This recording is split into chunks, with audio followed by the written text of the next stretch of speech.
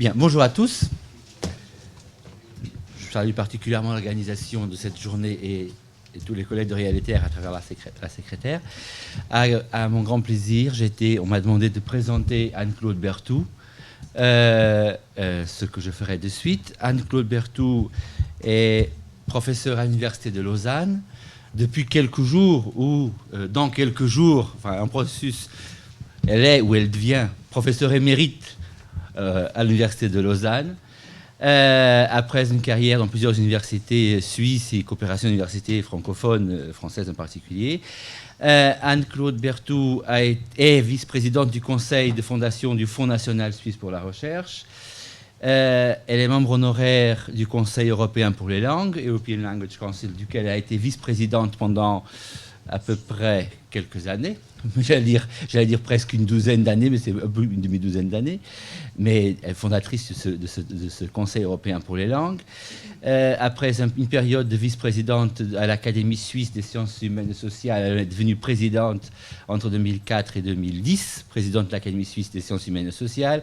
Elle a coordonné un des plus grands projets européens de recherche en multilinguisme, le projet DILAN, qui était un projet du 6e programme cadre, dynamique des langues et gestion de la diversité en 2006 et 2011, duquel on a produit un livre de référence publié chez John Benjamin, sorti l'année dernière, ou il y a 2 ans, 2013, on est déjà en 2015. Parmi d'autres, enfin, je ne peux pas vous lire tout le curriculum, sinon je prendrai toute la conférence, donc je vais presque m'arrêter. Mais du point de vue de politique linguistique, Anne-Claude a été la présidente, enfin la dénominatrice et présidente de la commission de politique linguistique de l'Université de Lausanne, dont les documents de politique linguistique sont des documents de référence pour les politiques linguistiques dans l'enseignement supérieur en Europe. Et ces axes de recherche, après une recherche en linguistique plus traditionnelle, disons-le comme ça, ou au sens des linguistiques des années du XXe siècle, au sens de la linguistique en interaction, en pragmatique, énonciation, etc. Et on est venu au multilinguisme, en particulier aux questions d'interaction, plurilinguisme, multilinguisme, construction des connaissances, travaillant surtout sur les effets cognitifs et communicatifs des stratégies du plurilinguisme dans l'enseignement supérieur et particulièrement maintenant dans la recherche. Puisqu'elle vient de présenter, d'ailleurs on en est en pleine discussion, un nouvel axe de recherche au sein des projets européens sur une nouvelle conception du plurilinguisme ou du multilinguisme, enfin je ne vais pas discuter ici le mot, qui a à voir avec des ressources plurielles, les répertoires linguistiques en tant que possibilité de réponse à la diversité des situations de communication dans les équipes de recherche multilingues. Et j'en dirai pas beaucoup plus, rien que c'est un plaisir de te présenter, Anne-Claude, et c'est sûrement un privilège pour nous tous de t'écouter parler des enjeux du multilinguisme pour le discours scientifique, où évidemment la terminologie en est bien présente. Merci beaucoup. Merci beaucoup. Et je tiens aussi, bien sûr, à remercier les organisateurs de m'avoir fait le plaisir et l'honneur de m'inviter. Et c'est aussi pour moi l'occasion de vous livrer un certain nombre de réflexions. Et j'insiste là-dessus, je ne suis pas familière du cercle des spécialistes de terminologie. Alors il y a peut-être le risque que je vais réinterroger des évidences ou alors vous infliger des zones d'opacité, mais nous aurons l'occasion tout à l'heure d'en discuter. Alors le titre qui a été proposé est un titre assez général et j'aimerais vraiment prendre le multilinguisme et le discours scientifique dans toutes ces facettes, qu'il s'agit du discours de la construction des savoirs, de la circulation au sein des spécialistes, des experts, et aussi au discours de transmission, de vulgarisation. J'aurais voulu aussi saisir la notion de discours scientifique dans toutes ses dimensions. Alors évidemment, je ferai quelques clins d'œil aux notions conceptuelles et aux termes, puisque je suis invitée chez vous. Mais j'aurais aussi voulu le voir au niveau syntaxique, énonciatif, interactionnel. Et bien sûr, étant plutôt spécialiste de pragmatique, c'est plutôt à ce niveau-là que je vais focaliser mon attention. Alors, ce que je vais faire aujourd'hui aussi, c'est quelque chose d'assez général, une sorte de panorama, un petit peu un état de l'art des discussions actuelles sur le multilinguisme et la construction et la transmission des connaissances. Alors, en une demi-heure, c'est un peu un défi, mais j'aimerais simplement vous lancer quelques pistes et puis nous aurons certainement l'occasion d'en discuter par la suite. Alors, une des questions que l'on a posées au Fonds national de la recherche scientifique et qui nous a beaucoup interrogés, c'est que seraient les savoirs sans faire savoir? Que seraient les connaissances sans faire connaître? Ce qui donne un pouvoir extraordinaire à la communication, parce qu'il n'y a pas de science sans communication de la science. Et ça paraît évident. Mais je crois qu'il s'agit aujourd'hui de réinterroger les formes de cette communication, parce que si vous regardez aussi le cadre général de Bologne, on nous dit qu'il est important aujourd'hui pour la construction des connaissances, et notamment des connaissances académiques, de porter une attention spéciale sur la communication. Mais on oublie la langue, comme si la communication se faisait en langage, indépendamment des langues. Et c'est quelque chose qui nous a beaucoup choqués et on aimerait peut-être s'immiscer dans ce point de rupture ou ce qu'on pourrait appeler un point de butée des sciences actuelles. Alors, j'aimerais simplement aussi prendre une position qui ne soit pas une position idéologique par rapport aux langues et notamment par rapport à l'anglais, et dire que l'anglais, alors lingua franca, mais certains collègues préfèrent lingua academica, a permis une extraordinaire avancée de la science. Et je crois que nul n'en doute. C'est aussi une condition pour une science universelle. Et je le tiens à dire, donc tout ce que je vais dire, tout ce que nous disons dans le cadre du Conseil européen, ce n'est pas contre l'anglais, ce n'est pas une position de défense. Au contraire, c'est avec l'anglais, avec un nouveau partenariat, un nouveau contrat, et surtout essayer, plutôt que d'être réactif, d'être proactif, et d'essayer d'imaginer des alternatives pour montrer la plus-value de la diversité, puisque de toute façon l'anglais est là. Ce qui va faire la différence demain, ce sera les langues en plus. Et ça se voit déjà dans beaucoup de domaines, notamment dans l'économie. Alors voilà, c'est une éloge tout d'abord à l'anglais. Mais nous sommes ici pour vanter d'autres orientations. Les risques aussi de cette science toute anglophone.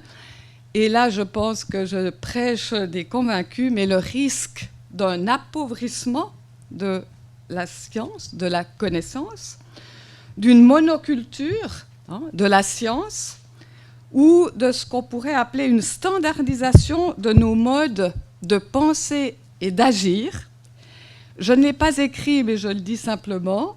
Certains parlent de McDonaldisation de la science. Vous voyez, je ne l'ai pas écrit parce que certains le disent, mais je fais aussi attention parce que l'écriture reste.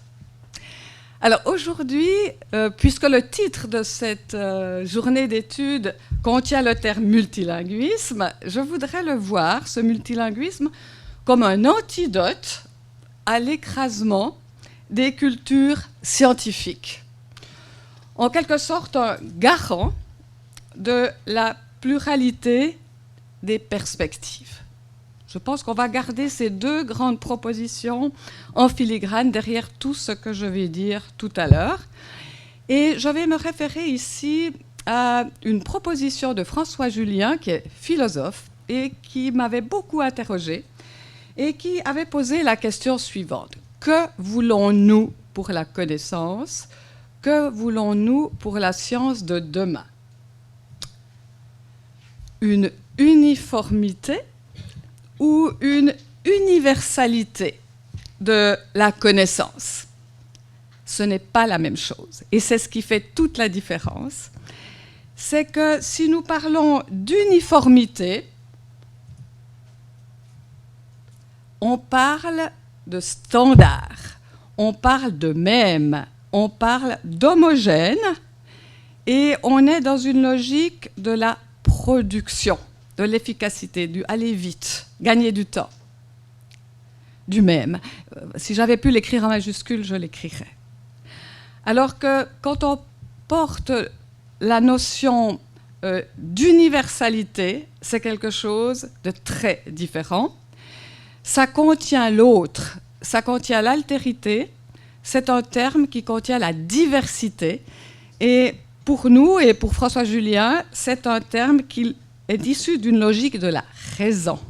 Et nous sommes aujourd'hui en train de parler du lien entre science, connaissance et langage, et c'est plutôt de ce point de vue-là que j'aimerais évidemment m'engager. Alors ceci, à titre de préambule, quel choix va-t-on faire?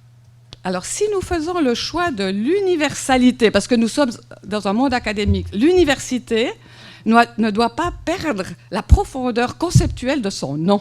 On a dit tout à l'heure, le référent, c'est important qu'il ait un lien avec le mot qu'il désigne.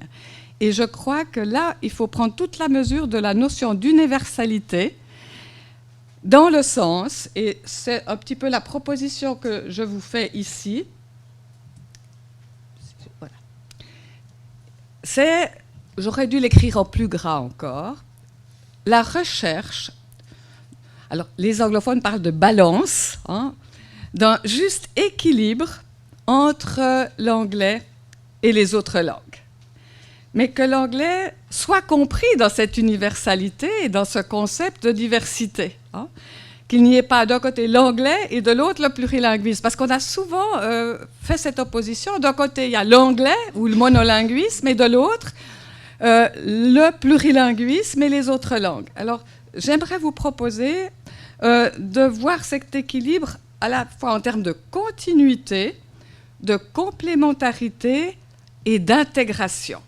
Et j'espère avoir le temps de décliner de façon plus précise ces différents termes. Si nous voulons aller jusque-là, et c'est une grande ambition, nous avons le temps, ce sera à long terme, il y a nécessité aujourd'hui de changer de paradigme. Alors, entre guillemets, une petite révolution. Alors, qu'est-ce que j'appelle ici révolution? Eh bien, c'est qu'il faut sortir les langues du domaine des spécialistes. Alors, qu'est-ce que j'appelle ici sortir ou penser out of the box? C'est que nous devrions passer de la langue, du discours ou de l'interaction comme objet d'analyse, ce que les linguistes, les spécialistes de sciences du langage ont toujours fait, qui était une affaire de spécialistes, à un multilinguisme, un langage ou langue conçu comme moyen, comme instrument, mais au sens fort, un moyen, donc, qui est l'affaire de tous les domaines de connaissances. Et là aussi, c'est un nouveau contrat avec les autres domaines scientifiques. Pourquoi ce contrat? Eh bien, parce qu'on n'arrivera pas à cette intégration. On n'arrivera pas à cet équilibre, à ce juste équilibre entre la grande lingua academica et les autres langues, si nous ne prenons pas à partie les autres domaines scientifiques, mais pas comme simplement des visées, mais comme des vrais partenaires. Et c'est un petit peu ce bâton de pèlerin que j'aimerais vous inviter à prendre avec moi aujourd'hui. Alors, pour nous, c'est évident que le langage joue un rôle de médiation entre le monde, et nous, entre le monde et les mots. Mais cela semble pas le cas pour de nombreux autres spécialistes. Et pour nous, le multilinguisme sert de révélateur au rôle de médiation, médiation symbolique au sens de Vygotsky, que joue le langage et les langues pour les autres connaissances. Et de prendre ça très au sérieux. Alors, c'est vrai pour les linguistes, mais ce n'est pas vrai pour la plupart des autres domaines de connaissances. Alors, cela reviendrait à remettre en question le mythe de la transparence du langage, qu'on ne voit pas. Le langage se donne de fait, de mettre en évidence la fonction symbolique, ou ce que j'appelle la fonction de médiation du langage et des langues, et aussi, je passerai assez rapidement là-dessus, mais je crois qu'il faudrait s'y attacher à l'occasion de façon plus approfondie, c'est de bien mettre en lumière ce qu'on pourrait appeler aux deux pôles les fonctions véhiculaires ou auxiliaires des langues pour les sciences ou constitutives. Alors, je vous donne très rapidement un bref continuum des disciplines tel qu'il a été proposé dans plusieurs colloques qui ont été proposés autour de la science, des sciences et du langage. Alors, je vais prendre ces deux pôles. Alors, c'est vrai que ce qu'on appelle la fonction véhiculaire ou fonction métalangagière, ce serait par exemple pour les physiciens et les mathématiciens, le langage n'est qu'un autre langage sur le langage de formule, alors qu'à l'autre bout, pour les sciences humaines, sciences historiques, le langage est constitutif. Ce n'est pas à des spécialistes de langue que je vais apprendre ça. Mais il y a des zones intermédiaires qui posent des problèmes. Et dernièrement, il y a un très grand débat en Suisse au sein des sciences politiques lorsque le Fonds national de la recherche a décidé que dorénavant toutes les propositions étaient en anglais. Il y a eu vraiment un lever de bouclier. Parce que c'est pas possible, le politique, il est trop près des gens, il y a certains sujets qui ne peuvent pas se traduire dans une seule langue, lingua franca, il y a un débat. Alors, ceux qui ont lancé le débat, c'était pas forcément avec les meilleurs arguments, mais pour nous, ça a été un très bon prétexte pour mettre le débat au sein du public. Alors, on les a remerciés, même si c'est devenu un débat idéologique, et la question, c'est comment sortir ces questions, la question des langues, d'un débat idéologique. Et vous, qui êtes dans le domaine de la terminologie, vous y êtes très sensible pour y faire un travail scientifique. Et on sait que c'est difficile. Alors, je ne vais pas insister là-dessus, mais on a une sorte de division ou de continuum entre les disciplines pour qui le langage, ce n'est pas très important, c'est un pur véhicule, et les disciplines pour qui c'est fondamental, c'est constitutif, elles n'existent pas en dehors du langage.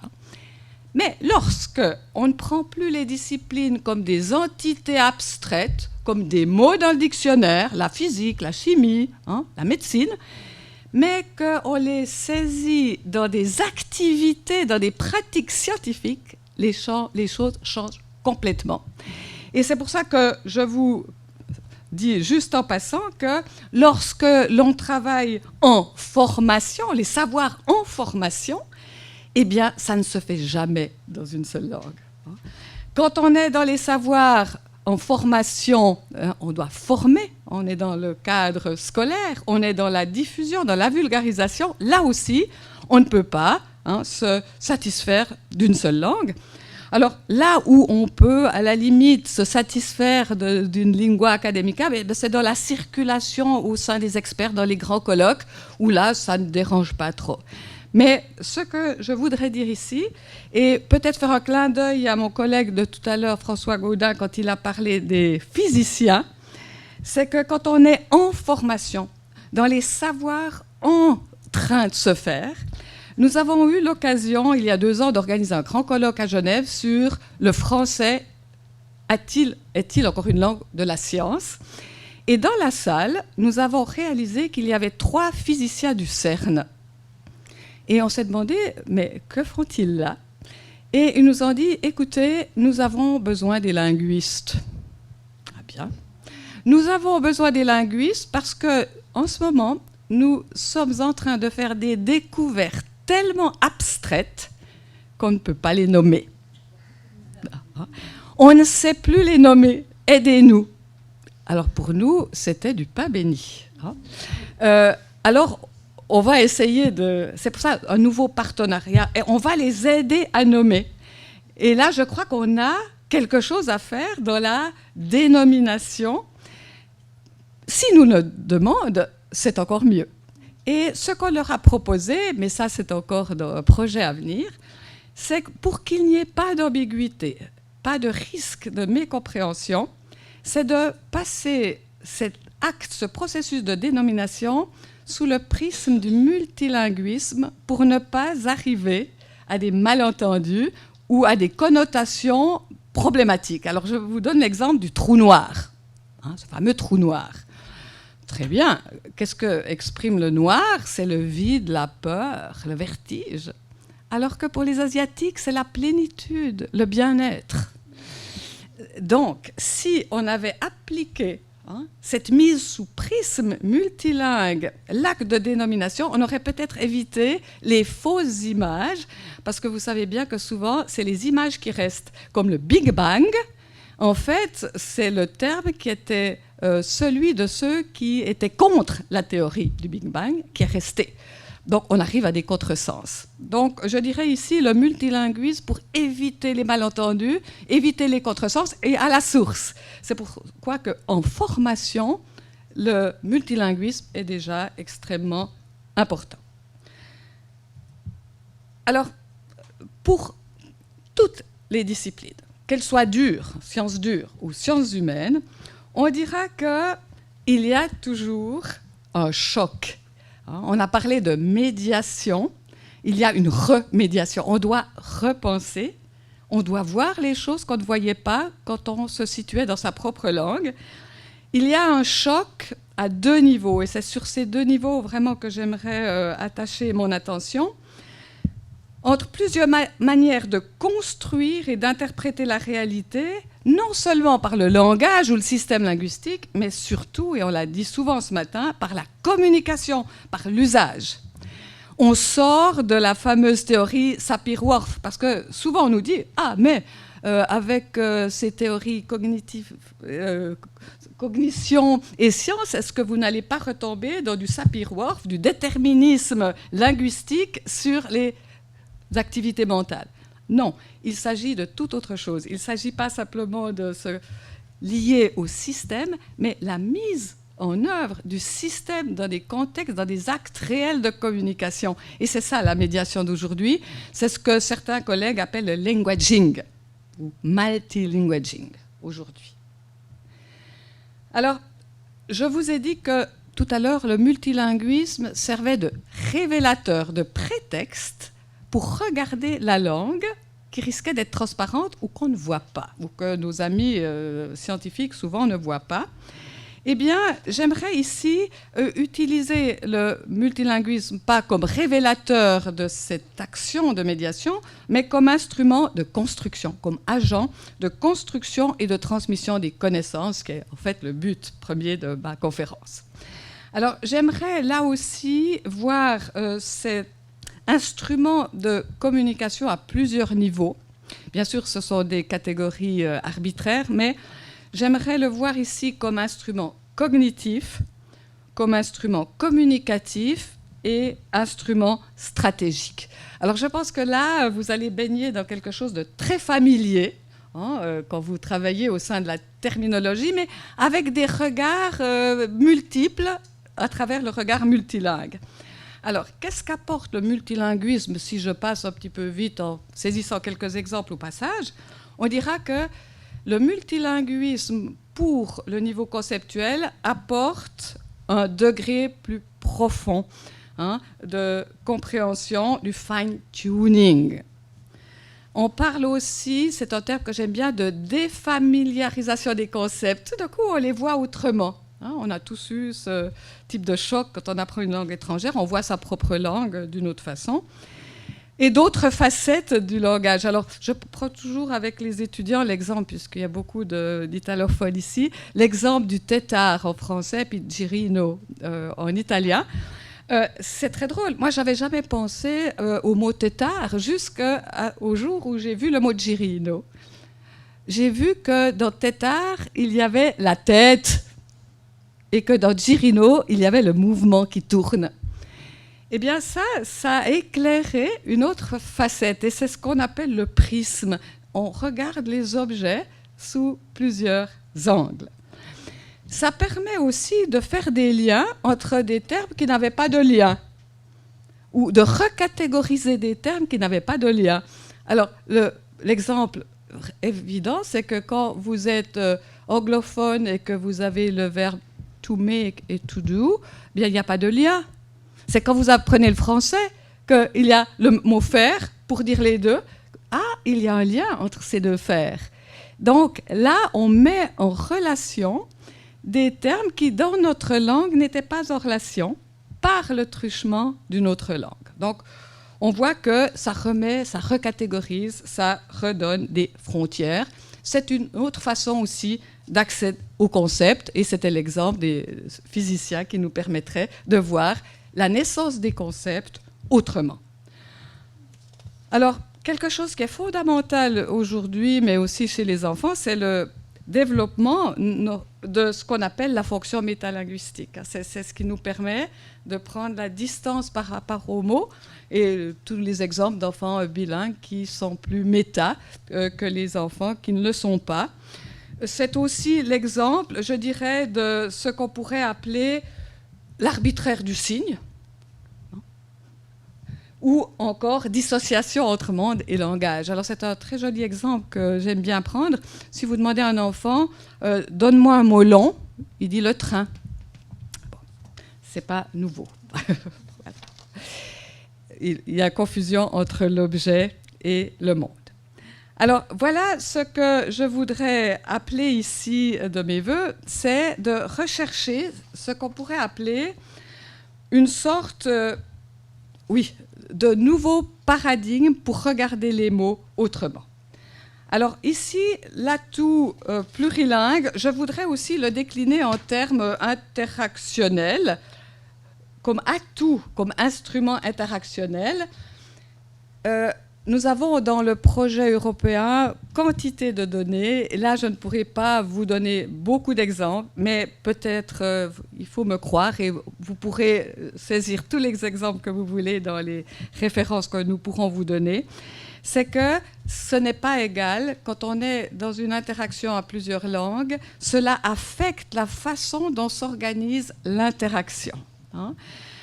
Ça contribue à maximiser ou minimiser leur participation. Alors parfois, c'est vrai que l'usage d'une seule langue peut maximiser, ou alors, on a des exemples magnifiques où, quand ça passait à l'anglais, il y avait toute une partie de la salle qui se taisait. Enfin, ça c'est bien connu. Mais ce que nous avons vu aussi, c'est l'impact sur le développement du leadership. Alors là, on a mis un petit peu à mal le président de notre école polytechnique qui nous avait dit « Chez nous, c'est l'anglais. Tout est anglais. » Et nous sommes allés avec des vidéos dans les laboratoires, et avec des étudiants notamment. Et on a vu un petit groupe qui travaillait sur la préparation de travail. Ils étaient à 3. Il y avait un Suisse allemand, une chinoise et puis un francophone. Et à un moment donné, le Suisse allemand, il a pris le lead simplement parce qu'il faisait des petits résumés en anglais pour la chinoise. Il faisait une articulation très prononcée quand il s'agissait de vraiment mettre l'accent sur certains principes. Et puis, quand il s'agissait vraiment de difficultés de résolution de problèmes, il en revenait au français ou à l'allemand, puis l'anglais pour résumer. Donc, il a pris simplement le lead simplement par le fait de jongler avec les langues. Et quand on disait tout à l'heure que le pouvoir des langues est évident, là, on l'a vu à l'œuvre.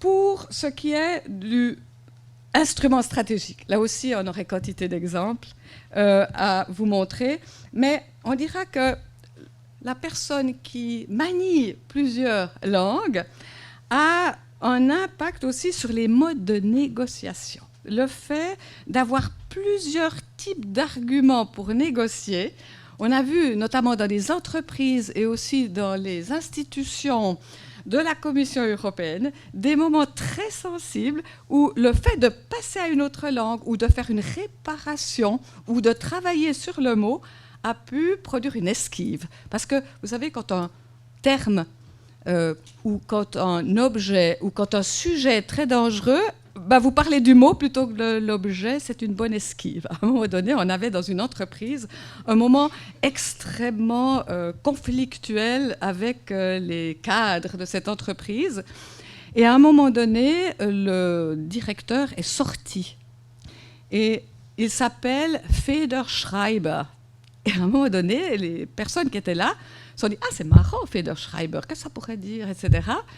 Et il y a eu un moment de réflexion sur le mot, sur l'étymologie, si bien que ça a détendu l'atmosphère. Donc, des fois, le jeu sur la langue, quand un problème intervient, peut créer une sorte de rupture dans la tension. Donc, on aurait là aussi des exemples, mais on a vu aussi que dans la prise de décision, le fait d'avoir une pluralité d'arguments conduisait souvent à de meilleures décisions, et on l'a vu souvent dans le domaine des entreprises. On aurait quantité d'exemples. Voilà. Alors, ce que je voudrais dire à la fin de ce petit chapitre sur l'instrument cognitif, communicationnel et stratégique, c'est de dire que, et là il y a quantité de travaux actuellement, qu'aujourd'hui on admet que le plurilinguisme est véritablement, et on en a pas des preuves, parce qu'on ne parle pas en termes de preuves, mais on en a des traces en tout cas, comme instrument de créativité et d'innovation. Et je reprends la notion d'antidote de tout à l'heure, et c'est ici, je trouve qu'il est à point nommé, c'est que c'est un antidote pour tous les domaines, au prêt à penser et au prêt à agir. Alors, prêt à penser en termes conceptuels et prêt à agir, bien sûr, d'un point de vue communicatif. Alors, je dirais à mon président qui m'arrête quand il voit le temps passer. Voilà. Mais il y a des conditions.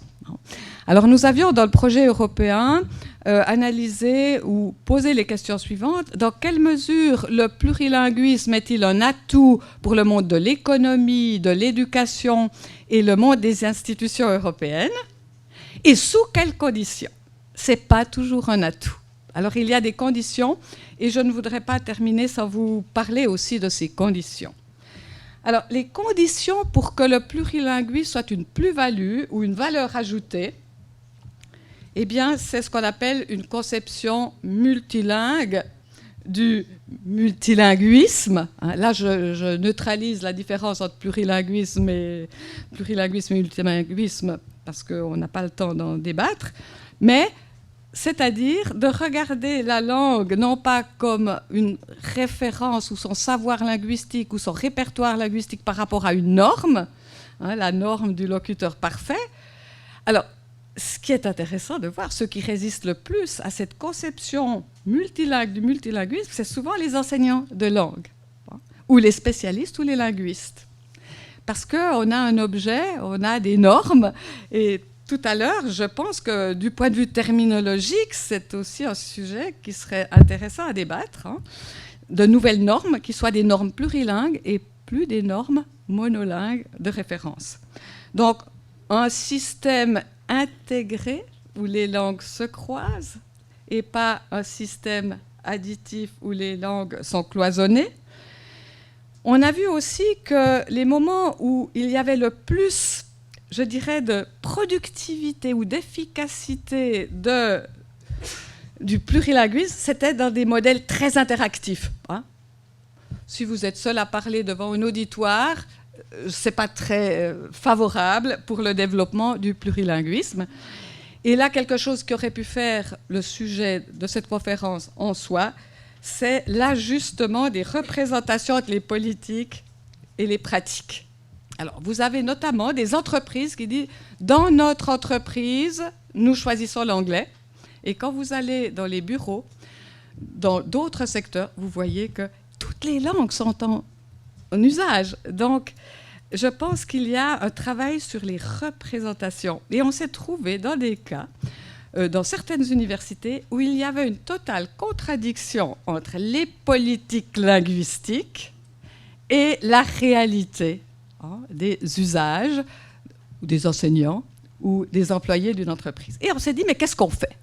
Que fait-on quand il y a un lapsus, une rupture entre ce qu'on nous dit de faire et ce qui est fait réellement ? Et on s'est dit qu'il fallait inverser. Il faudrait plutôt que les politiques linguistiques puisent dans les pratiques pour devenir des pratiques qui aient un effet. Alors au début, ça nous a posé un problème. Qu'est-ce qu'on fait de ces points de rupture ? Et après, on s'est dit, c'est pas négatif, au contraire, c'est positif, ces points de tension où il y a des problèmes, parce que c'est peut-être là qu'on pourra avoir des actions. Parce que là où il n'y a pas de tension, vous n'avez aucune action. Alors on va essayer de profiter maintenant de ces points de rupture entre représentation et pratique pour s'immiscer dans l'action. Alors, quelque chose sur lequel j'aimerais beaucoup insister aujourd'hui. 5 minutes ? Ça va très bien. C'est, et ça c'est une des conditions pour qu'on puisse un jour réaliser ce rêve qui n'est pas un rêve pieux, c'est ce fameux équilibre entre l'anglais et les autres langues, c'est la reconnaissance de deux principes en compétition, mais qui sont les deux fondamentalement utiles. Alors, il y a d'un côté ce qu'on appelle le principe de progressivité. Quand vous parlez avec quelqu'un, vous voulez avancer, vous voulez arriver au but, vous voulez gagner du temps parfois. Il y a une économie qui est aussi derrière. Mais il y a des moments où vous voulez résoudre des problèmes complexes, vous voulez aller au fond des choses, vous voulez que l'autre comprenne, vous voulez faire attention que tout le message passe. Alors, l'idée, c'est que ces deux processus sont absolument nécessaires à une communication efficace. Elle doit avancer, progresser, et à une communication équitable, qui tient compte de l'autre. Et là, très souvent, alors, on ne peut pas faire un lien ou un parallèle direct entre l'anglais et la progressivité, et puis le plurilinguisme et l'intersubjectivité, mais c'est souvent le cas.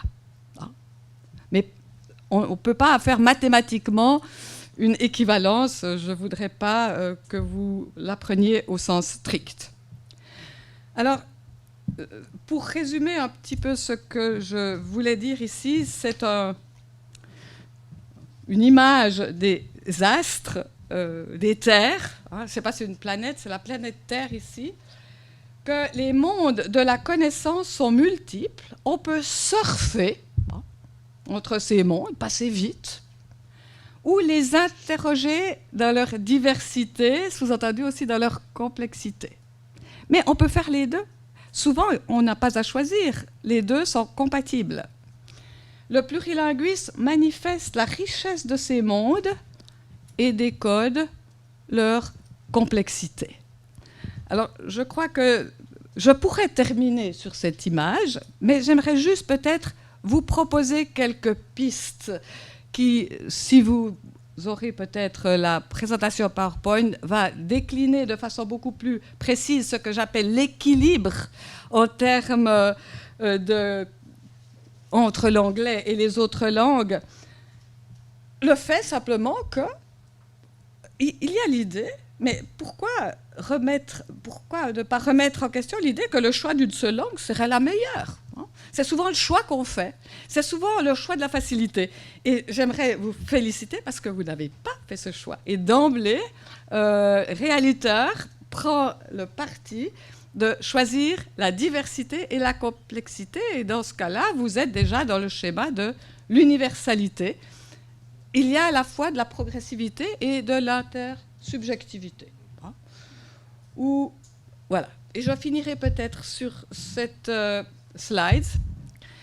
C'est que nous avons toute une panoplie de stratégies. Et parmi ces stratégies, celles-ci ne sont pas exclusives. Et elles peuvent toutes être utilisées en même temps. Pourquoi ne pas utiliser maintenant, j'utilise la lingua franca du français, des codes switching, la lingua receptiva, l'intercompréhension, la traduction et l'interprétation. Et puis une stratégie, alors je vais passer très vite parce que c'est la toute dernière slide, mais c'est pour vous mettre en appétit. Alors je vais passer très vite, vous fermez les yeux.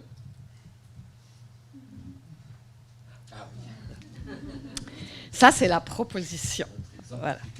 Voilà. Mais c'est peut-être, c'est pas encore le dessert, mais c'est l'idée que quand je vous disais que l'anglais et les autres langues peuvent entrer dans un nouveau type de partenariat, on peut avoir l'anglais avec, de façon complémentaire. on peut aussi avoir les autres langues dans l'anglais. C'est l'intégration. Alors, c'est un concept d'un collègue économiste qui a posé la notion de standardisation épaisse. C'est-à-dire que pour la connaissance, on a besoin de véhiculer, de transmettre des connaissances.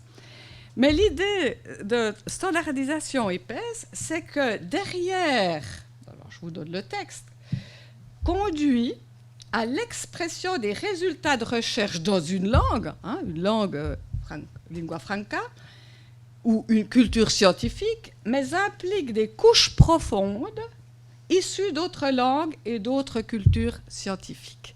Et c'est très souvent ce qui se passe dans les laboratoires, où vous avez quantité de langues qui travaillent dans la construction de savoir, mais à la fin, il faut bien faire un message au monde. Alors, il faut bien une langue pour une publication, mais standardisation épaisse permet à la fois d'avoir une communication mondiale, mais qui tient compte des autres langues. Voilà. Alors, l'image vaut ce qu'elle vaut. J'ai juste une fois une collègue française qui m'a dit « La seule chose qui m'ennuie, c'est que souvent l'image, c'est de dire que l'anglais, ce serait la surface. Le risque, c'est de rester à la surface. Mais le millefeuille est bien meilleur quand on en savoure toutes les couches. On aimerait bien que les savoirs scientifiques soient multicouches. » Alors la seule chose, une fois, une collègue française m'a dit « C'est embêtant parce que chez nous, les millefeuilles n'ont pas la surface glacée. » J'ai dit qu'on pouvait quand même garder l'image, même s'il n'y a pas une surface glacée. Voilà, je resterai sur cette image pour vous mettre en appétit. Merci à vous.